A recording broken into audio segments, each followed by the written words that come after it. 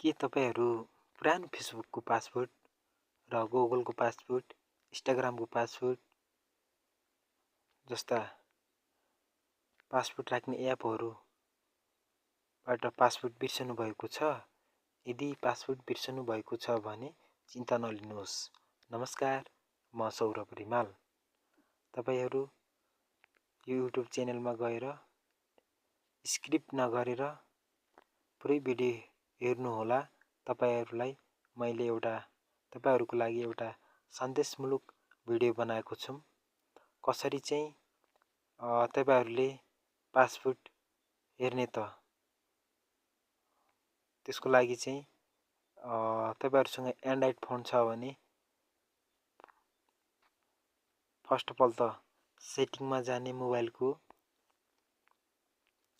त्यसपछि स्क्रल गर्ने, अनि स्क्रल गरिसकेपछि प्राइभेसी भन्ने मा क्लिक गर्ने, त्यसपछि स्क्रल गर्ने, त्यसपछि अटोफिल सर्भिस फ्रम गुगल भन्नेमा क्लिक गर्ने, त्यसपछि पर्सनल इन्फर्मेसन एड्रेस भन्ने अप्सनहरु धेरै आउँछन्।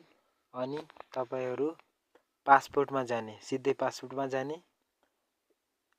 यहाँ भित्र जति पनि पासवर्ड राख्ने एपहरु छन् ती एपहरु सबै यहाँ सेभ भएका हुन्छन् र यहाँबाट पुरानो बिर्सेको Facebook, Google, Instagram, Lok Sewa, Snapchat जस्ता जुनसुकै एप पनि यहाँ पासवर्ड सहित सेभ भएर बसेको हुन्छ।